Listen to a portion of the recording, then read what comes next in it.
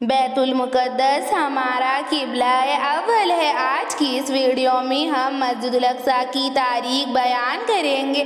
مسجد الاقصیٰ یہودی، مسلمانوں اور عیسائیوں کے لیے بہت زیادہ مقدس مقام ہے۔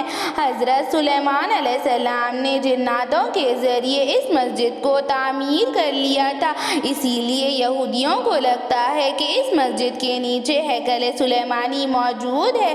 ہیکل کا مطلب آرام گاہ، یعنی کہ حضرت سلیمان علیہ السلام کی آرام گاہ۔ اس جگہ کو حاصل کرنے کے لیے بہت سی جنگیں لڑی گئی۔ اس جگہ کا ہر حصہ مقدس مانا جاتا ہے۔ خانہ کعبہ کے بعد یہ سب سے افضل مانا جاتا ہے۔ جب آپ صلی اللہ علیہ وسلم معراج کے سفر پر گئے تھے تو آپ صلی اللہ علیہ وسلم نے اس مسجد الاقصیٰ میں تمام انبیاء اکرام کی امامت کی تھی، اور فلسطین ہمارے انبیاء اکرام کا مسکن ہے۔ حضرت یحییٰ علیہ السلام، حضرت سلیمان علیہ السلام، حضرت داؤد علیہ السلام کے ساتھ ساتھ بہت سارے نبیوں کی قبریں یہاں موجود ہے، جس سے آج بھی اس کی اہمیت اجاگر ہوتی ہے، اور یہودی ویسٹرن وال کو بہت زیادہ مقدس مانتے ہیں۔ ان کا ماننا ہے کہ یہ دیوار ہیکل سلیمانی کا بچا ہوا حصہ ہے، اسی لیے یہ دیوار کو وہ بہت مقدس مانتے ہیں، اور مسجد الاقصیٰ کو شہید کر کے یہاں ہیکل سلیمانی تعمیر کرنا چاہتے ہیں۔ اور مسلمانوں اور یہودیوں کے درمیان آج سے نہیں بلکہ صدیوں سے یہ جنگ جاری ہے۔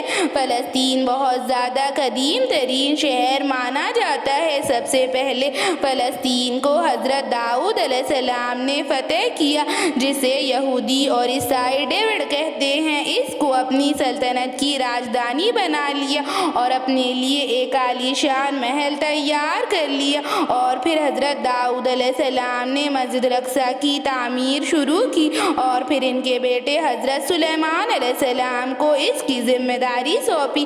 حضرت سلیمان علیہ السلام نے اس مسجد کو مکمل تعمیر کروایا۔ حضرت سلیمان علیہ السلام بھی اسی جگہ پر بیٹھ کر ساری دنیا پر حکومت کرتے تھے۔ حضرت سلیمان علیہ السلام کے محل میں تابوت سکینہ رکھا ہوا تھا۔ تابوت سکینہ ایک صندوق تھا جو کہ بہت خاص ہوا کرتا تھا، اور ایک نبی کے بعد دوسرے نبی کے پاس آتا تھا، اور پھر ایک بادشاہ نے وہاں حملہ کیا اور ہیکل سلیمانی کا خاتمہ کیا، اور تابوت سکینہ آج تک نہیں ملی۔ ہیکل سلیمانی کی ایک دیوار باقی ہے جسے یہودی مقدس مانتے ہیں، وہاں جا کر روتے ہیں۔ پھر حضرت عمر رضی اللہ تعالیٰ عنہ نے اس شہر کو فتح کر لیا۔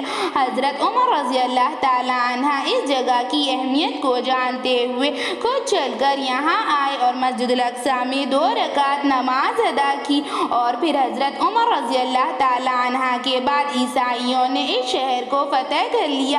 عیسائی بھی اس شہر کو مقدس مانتے ہیں کیونکہ یہاں حضرت مریم علیہ السلام رہا کرتی تھی۔ حضرت عیسیٰ علیہ السلام کی پیدائش بھی اسی جگہ پر ہوئی، اور یہیں سے انہیں زندہ اٹھا لیا گیا۔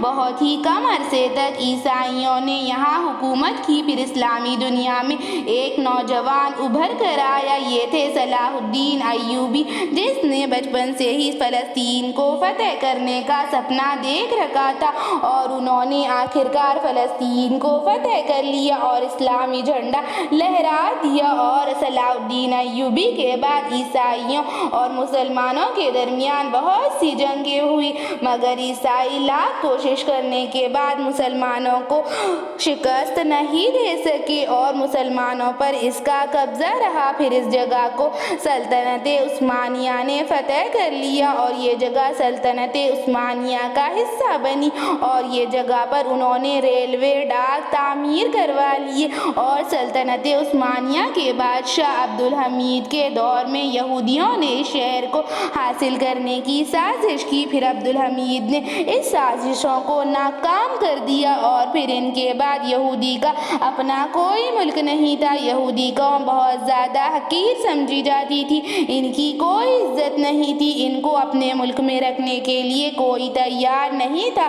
تو فلسطینیوں نے ان بھوکے ننگوں پر ترس کھا کر ایک حصہ رہنے کے لیے دے دیا۔ یہودی قوم شروع سے ہی نافرمان تھی اور احسان فراموش قوم تھی، اور یہودی دھوکے باز رہی ہے اور فلسطینیوں کا احسان ماننے کے بجائے آج ان پر بے انتہا ظلم کر رہی ہے۔ مسجد الاقصیٰ کے لیے یہودی اور فلسطینیوں کے درمیان آج بھی جنگ جاری ہے اور یہ لڑائی جاری ہے، اور یہودی ہمارے فلسطینی بھائی بہن پر بہت زیادہ ظلم کر رہے ہیں۔ ان کا کھانا پانی بجلی بند کر دیا، گھر اجاڑ دیے، ان کے گھروں پر بمباری کی جا رہی ہے، خون کی ندیاں بہا دی جا رہی ہے، معصوم بچے بھوک کی وجہ سے بلک رہے ہیں، مائیں اپنے معصوم بچوں کی لاشیں اٹھائے چیخ رہی ہیں، ان کا دل کھول اٹھا ہے۔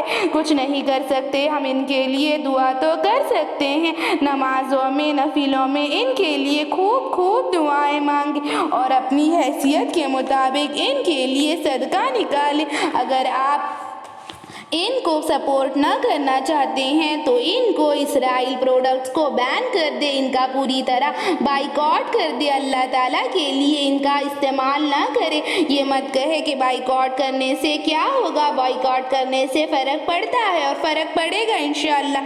ایسی ہی اسلامک ویڈیوز کے لیے چینل کو سبسکرائب کریں، لائک اور شیئر بھی ضرور کریں۔